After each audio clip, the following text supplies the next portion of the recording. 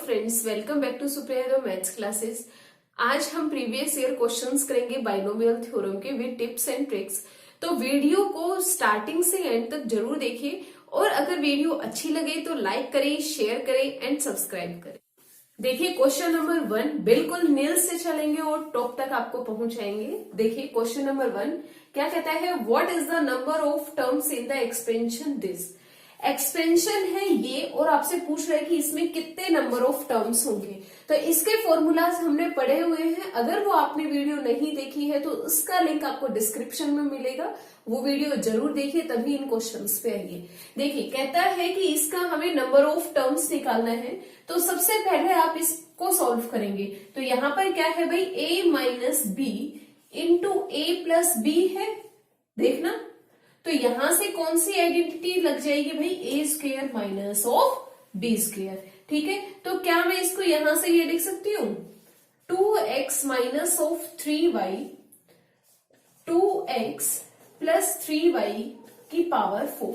और यहां से हम इस प्रॉपर्टी का यूज करेंगे तो डायरेक्ट यहां से क्या हो जाएगा 4x square minus of 9y square की पावर 4। ये आपके पास जो जनरल एक्सपेंशन है क्या जी, x प्लस ए की पावर n उस तरीके से नजर आ रहा है। और यहां पर हमने आपको बताया था नंबर ऑफ टर्म्स के बारे में।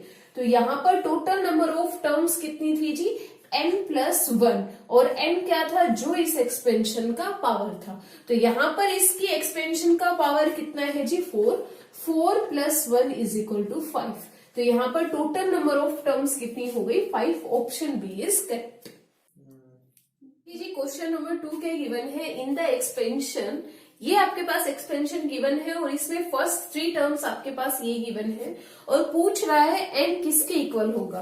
तो देखिए यहां से आपके पास फर्स्ट 3 टर्म्स कौन कौन सी होती हैं जी, t1 t2 और t3।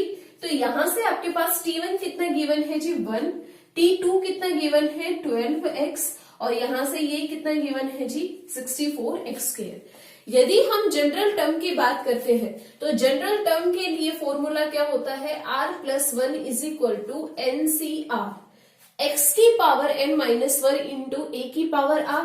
तो यहां पर x कितना है जी 1 की power n minus r into A X की पावर r लिख सकते हैं, बिल्कुल। और यहां पर t1 है तो t1 के लिए r इक्वल टू कितना होता है 0। तो यहां से आपके पास t1 की वैल्यू कितनी आएगी, NC0 1 की पावर कुछ भी करेंगे तो हमेशा 1 आएगा। तो क्या इस चीज को मैं हटा सकती हूँ, बिल्कुल। तो यहां पर क्या आएगा ax की पावर 0 और वैल्यू कितनी आएगी जी 1। ठीक है, अब देखिए सेकंड के लिए r इज इक्वल टू कितना होगा 1। तो यहां से t2 कितना आएगा NC1 into ax is equal to 12x आएगा। ठीक है, यहां से x कैंसिल और यहां से इसकी वैल्यू कितनी आएगी n into a is equal to 12। आगे बात समझ में। अब यदि t3 की वैल्यू निकाले तो r इज इक्वल टू कितना होगा 2। तो यहां से t3 कितना होगा nc2 ax का whole square is equal to 64x square. तो यहां से क्या जाएगा x स्क्वायर से x स्क्वायर कैंसिल और यहां से यदि मैं इसको सॉल्व करूंगी तो यहां से कितना आएगा n into n minus 1 upon 2 into A square is equal to 64। और यहां से आपके पास n into n minus 1 into A square कितना आएगा 128 आएगा, बिल्कुल। और यदि मैं यहां से ए स्क्वेयर की वैल्यू निकालना चाहूं तो यहां से इसका स्क्वेयर कर दो और यहां से इसका स्क्वेयर। तो यहां से क्या आएगा n ए स्क्वेयर, मतलब कि n a square is equal to 144। तो यहां से मैं लिख सकती हूँ n into n minus 1 a square by n square into n square is equal to 128। तो यहां से a स्क्वेयर n स्क्वेयर की वैल्यू कितनी आएगी जी 12 स्क्वेयर। तो यहां से आपके पास वैल्यू कितनी आई, देखिए n into n minus 1 upon n square और यहां से कितना आ जाएगा 144 इज इक्वल टू 128। n से n यहां से कैंसिल, आपके पास कितना आ गया 144 n minus of 144 is equal to 120n आ गया, बिल्कुल। और यहां से 144 minus of 128 n is equal to 144 लिख सकते हैं, बिल्कुल। और यहां से आपके पास कितना आएगा, 16n is equal to 144। This implies n is equal to 9। n की वैल्यू यहां से डायरेक्ट कितनी आ गई, 9। Option B is correct. देखिए जी, नेक्स्ट क्वेश्चन आपके पास क्या है, if n belongs to set of natural number then this number is divisible by which one of the following. ये नंबर इनमें से किससे डिविजिबल है। तो इस तरह के क्वेश्चन आपने किससे करने हैं जी, बाय इंडेक्शन मेथड करने हैं। तो बाय इंडेक्शन मेथड क्या करते हैं, सबसे पहले n is equal to 1 put करते हैं। तो यदि मैं यहाँ पर n is equal to 1 put करूं तो आपके पास वैल्यू कितनी आएगी, 121 माइनस ऑफ 25 प्लस 1900 प्लस 4। और यदि हम इसको यहां से सॉल्व करें तो आपके पास कितना होगा जी, 1900 प्लस 100, तो आपके पास कितना आ गया, 2000। ऑप्शन बी इज करेक्ट, क्योंकि 2000 हमारे पास 2000 से डिविजिबल होगा। ठीक है, देखिए जी नेक्स्ट क्वेश्चन क्या है, in the expansion of this, आपके पास एक एक्सपेंशन गिवन है, if the coefficient of this and this term are equal. इस टर्म और इस टर्म का कोफिशिएंट क्या गिवन है जी, इक्वल गिवन है। और आपसे वैल्यू पूछ रहा है आर की वैल्यू कितनी होगी। तो देखिए जनरल फॉर्मूला क्या होता है टर्म निकालने का, T are plus 1 is equal to N C R x की power N minus R into ए की पावर आर। और यहां से इस एक्सपेंशन के लिए जनरल फॉर्मूला क्या बनेगा, t are plus 1 is equal to 43 c r 1 की पावर एन माइनस आर, और x की पावर यहां से कितना हो जाएगा जी, r हो जाएगा। यदि हमें किसी भी टर्म का कोफिशिएंट चाहिए होता है तो x की वैल्यू तो हमें चाहिए ही नहीं, है ना। और देखिए 1 की पावर चाहे आप कितनी भी करो हमेशा कितना आएगा, 1। तो सिर्फ हमारे पास क्या बच गया, 43 सी आर। अब देखिए हमने किसका कोफिशिएंट चाहिए, 2r प्लस 1 का कोफिशिएंट चाहिए। तो यहां से r किससे रिप्लेस हो जाएगा जी, यहां से 2r से रिप्लेस हो जाएगा। तो यहां से कितना आएगा, 43 c ऑफ 2r आएगा, बिल्कुल। इसी तरीके से यदि मैं r प्लस 2th टर्म की बात करूं तो r यहां से किससे रिप्लेस होगा जी, r प्लस 1 से रिप्लेस होगा। क्यों, क्योंकि हमारे पास तो r प्लस 1 होता है और यहाँ पर कितना है, r प्लस 2। तो यहां से इधर क्या आ जाएगा जी, r प्लस 1 आ जाएगा। तो ये किसकी इक्वल है जी, 43 c ऑफ r प्लस 1 की इक्वल है, बिल्कुल। अब देखिए आपने कॉम्बिनेशन में एक फॉर्मूला पढ़ा था क्या जी, एनसीआर होता है एनसीएफ के, कब होता है जी, या तो r is equal to s होगा या r plus s is equal to n होगा, तभी ये चीज पॉसिबल है। तो यहां से 2r तो r प्लस 1 के इक्वल हो नहीं सकता, तो क्या पॉसिबिलिटी होगी जी, 2r plus r plus 1 is equal to 43 होगा, बिल्कुल। तो यहां से 3r इज इक्वल टू कितना हो गया जी, 42। तो यहां से r इज इक्वल टू कितना हो गया, 14। Option B is correct. ठीक, देखिए जी नेक्स्ट क्वेश्चन भी आपके पास कोफिशिएंट्स पर बेस्ड है और क्या कहता है, यदि इस एक्सपेंशन के इन दोनों टर्म्स के कोफिशिएंट क्या है, अल्फा और बीटा है। मतलब कि a की पावर m का कोफिशिएंट क्या है जी, अल्फा है, और a की पावर n का कोफिशिएंट आपके पास बीटा है। तो पूछ रहा है कि इनमें से कौन सा ऑप्शन आपके पास सही है।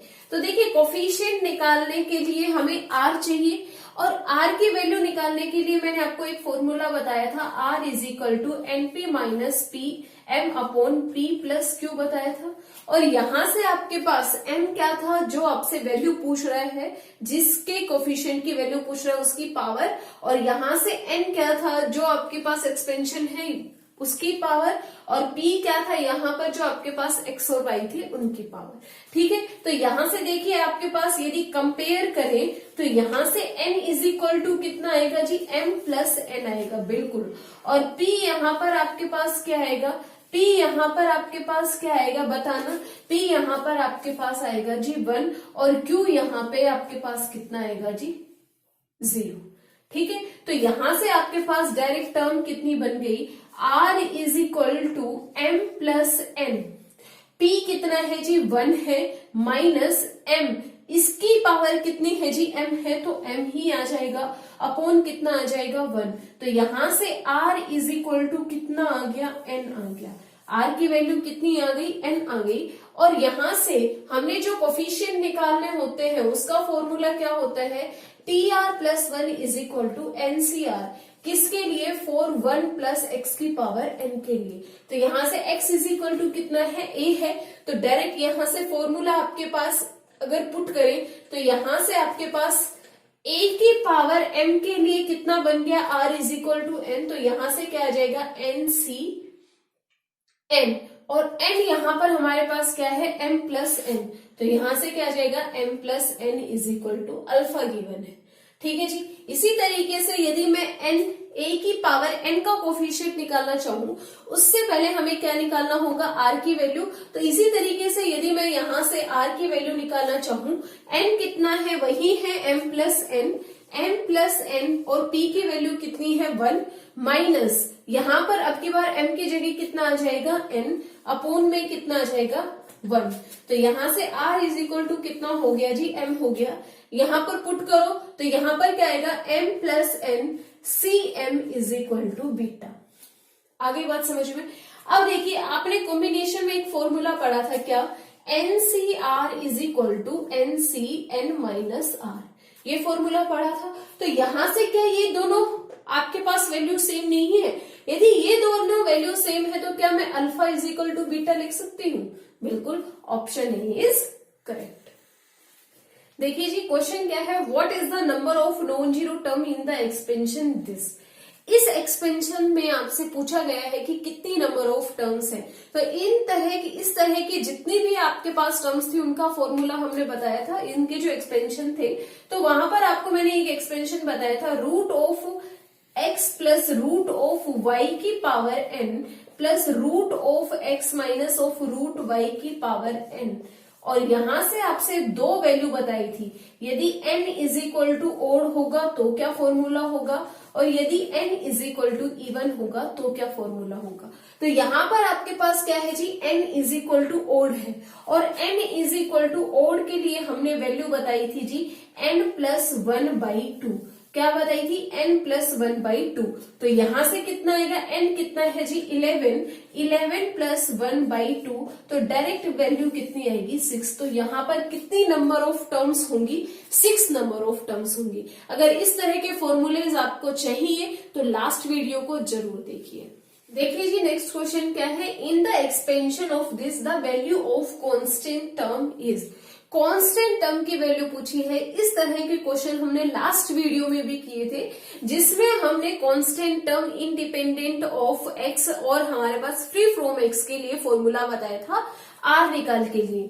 आर निकालने के लिए वो फॉर्मूला क्या था जी? NP upon P plus Q था। और यहां पर आपके पास n इज इक्वल टू कितना है जी? n हमारे पास यहाँ पर 10 है, p हमारे पास यहाँ पर 1/2 है, और यहाँ पर q आपके पास है जी 2। ठीक है, तो अब यहाँ पर डायरेक्ट फॉर्मूला पुट कीजिए तो r इज इक्वल टू कितना आएगा? 10 इंटू 1/2 अपॉन 1/2 प्लस 2। तो डायरेक्ट यहां से कितना आएगा? 10/5। r की वैल्यू कितनी आ गई? 2। r की वैल्यू कितनी आ गई? 2। और यहां से हमने क्या बताया था? यदि किसी भी हमारे पास कभी भी हमें कांस्टेंट टर्म निकालनी हो तो कांस्टेंट टर्म में हमारे पास वहां x नजर नहीं आएगा, सिर्फ उनके जो कोफिशिएंट है उनकी पावर नजर आएगी। तो यहां से क्या आएगा जी? NCR, और यहां से इसका कोफिशिएंट कितना है? 1 की power n minus r into 1/3 की पावर r। और r आपके पास यहाँ पर कितना है? 2, और n कितना है यहाँ पर? 10। तो डायरेक्ट वैल्यू यहां से कितनी होगी? 10c2, 1 की पावर 1। ठीक है, यहां से 1/3 की पावर 2। तो यहां से कितना आएगा जी? 1/3 की पावर 2। इसको सॉल्व कीजिए, यहां से कितना मिलेगा? 10 इंटू 9/2, और यहां से कितना आएगा? 1/9। Direct value is 5। Option A is correct. देखिए जी, नेक्स्ट क्वेश्चन क्या है? आपके पास एक एक्सपेंशन गिवन है और बोल रहा है यदि x की पावर r और x की पावर r प्लस 1 के कोफिशिएंट इक्वल है तो r किसके बराबर होगा। इसी तरीके का अभी अभी हमने क्वेश्चन किया था। यदि कोफिशिएंट की बात निकालना है तो उसके लिए फॉर्मूला क्या होगा जी? tr plus 1 is equal to NCR, और यहां से सिर्फ और सिर्फ इस तरह के फॉर्म के लिए क्या होता है? NCR क्योंकि हमने पढ़ा था 1 प्लस एक्स की पावर एन के लिए हमारे पास कोफिशिएंट क्या होगा जी, NCR होगा, और R हमारे पास वेरी करता रहेगा, है ना। और यदि हम इसको कंपेयर करें तो सिर्फ n की वैल्यू चेंज होनी है, तो यहाँ पर आपके पास क्या हो जाएगा 2n + 1 CR। यदि मैं x की पावर r का कोफिशिएंट देखना चाहूं तो यहाँ से r = कितना होगा, r होगा, तो डायरेक्ट यहाँ पर कोफिशिएंट कितना होगा जी 2n + 1 CR होगा। और यदि मैं यहाँ पर x की पावर r + 1 का कोफिशिएंट देखना चाहूं तो यहाँ से r = कितना हो जाएगा r + 1, तो डायरेक्ट वैल्यू यहाँ से कितनी होगी 2n + 1 CR + 1। और ये दोनों आपके पास क्या है, इक्वल है, तो यहाँ से कितना होगा 2n + 1 CR = 2n + 1 CR + 1 होगा, बिल्कुल। और यहाँ से ये दोनों चीज यदि इक्वल है, देखिए हमने ये पढ़ा है NCR = NCS, ये दोनों हमारे पास इक्वल कब थे, या तो R = S होना चाहिए और R + S = N होना चाहिए। अब R और R + 1 तो इक्वल हो नहीं सकते, तो इनका सम हमारे पास किसके बराबर होना चाहिए 2n + 1 के, तो यहाँ से कितना आएगा 2R + 1 = 2n + 1, तो यहाँ से आपके पास डायरेक्ट n = कितना आएगा R, तो R की वैल्यू कितनी आ गई n, ठीक है। देखिए जी नेक्स्ट क्या पूछ रहा है, the sum of the coefficient of the term in the expansion, और एक्सपेंशन आपके पास ये गिवन है सम ऑफ द कोफिशिएंट। तो देखिए जनरल फॉर्मूला क्या था सम ऑफ द कोफिशिएंट के लिए, यदि आपके पास एक्सपेंशन था 1 + x की पावर n, तो इसके लिए हमारे पास सम ऑफ कोफिशिएंट का फॉर्मूला था 2 की पावर n। यदि हम इनको कंपेयर करें तो यहां से n = कितना होगा 2n + 1 होगा, तो यहाँ पर 2 की पावर n के जरिए कितना आएगा 2 की पावर 2n + 1, तो यहाँ से आप क्या लिख सकते हैं 2 की पावर 1 × 2 की पावर, यहाँ से क्या लिख सकते हैं जी 2n लिख सकते हैं। यहाँ से हम इसको क्या लिख सकते हैं 2 × 2 का स्क्वायर × n लिख सकते हैं, बिल्कुल। तो यहाँ से कितना आएगा 2 × 4 की power n, option C is correct, ठीक है। देखिए जी क्वेश्चन क्या है, what is the number of term in the expansion, और एक्सपेंशन आपके पास ये गिवन है, नंबर ऑफ टर्म्स पूछ रहा है इस एक्सपेंशन से। तो देखिए यहां से क्या मैं a + b + c की पावर n लिख सकती हूँ, कोई फर्क पड़ेगा इस चीज को, नहीं। तो यदि मैं इसका एक्सपेंशन खोलना चाहूं तो यहां से मैं इसको लिख सकती हूँ a + b की पावर n, ठीक है। यहां से कितना आएगा +NC1, और यहां से क्या आएगा a + b की पावर n - 1 × c, इसी तरीके से चलता जाएगा, और यहां से कितना आएगा NCN, और यहां से कितना आएगा c की पावर n आएगा, बिल्कुल। तो देखिए यहां से यदि मैं इस टर्म के नंबर ऑफ टर्म्स निकालना चाहूं तो यहाँ पर टोटल नंबर ऑफ टर्म्स कितनी होंगी, हमने यहाँ एक फॉर्मूला पढ़ा था, यदि 1 + x की पावर n है तो इसमें कितनी नंबर ऑफ टर्म्स थी भाई n + 1 टर्म्स थी। तो यहाँ पर इस एक्सपेंशन के लिए आपके पास कितनी नंबर ऑफ टर्म्स होंगी, वही n + 1 टर्म्स होंगी, बिल्कुल। इसी तरीके से इस वाले एक्सपेंशन के लिए आपके पास कितनी नंबर ऑफ टर्म्स होंगी, यहाँ पर n टर्म्स होंगी, बिल्कुल। और यदि मैं लास्ट तक चली जाऊं तो यहाँ पर कितनी नंबर ऑफ टर्म्स होंगी 1 होंगी, और आपने n टर्म्स का फॉर्मूला पढ़ा था 1 + 2 + 3 + dash dash dash + n, in terms का आपने फॉर्मूला पढ़ा था n टर्म्स का, वो क्या था जी n × n + 1/2, है ना। अब की बार आपके पास टोटल नंबर ऑफ टर्म्स कितनी है n + 1, मतलब कि अब की बार आपके पास n की जगह कितना आएगा n + 1, तो फॉर्मूला क्या बनेगा n + 1 × n + 2/2, तो ऑप्शन डी आपके पास यहाँ पर करेक्ट है। इसी फॉर्मूले का हमने हर जगह यूज करना है यदि इस टाइप की आपके पास फॉर्म हो। तो देखिए नेक्स्ट क्वेश्चन क्या है, the number of terms in the expansion, expansion इसी तरह का है a + b + c की पावर n, तो यहां से आपके पास डायरेक्ट फॉर्मूला क्या होगा n + 1 × n + 2/2, तो n यहाँ पर कितना है जी 8 है, तो वैल्यू पुट कीजिए, यहां से कितना आएगा 8 + 1 × 8 + 2/2, तो डायरेक्ट यहां से कितना आएगा 9 × 10/2, और यहां से कितना आएगा 9 × 5 = 45, ऑप्शन सी इज करेक्ट। अगर वीडियो अच्छी लगे तो लाइक करें, शेयर करें एंड सब्सक्राइब करें। Thank you.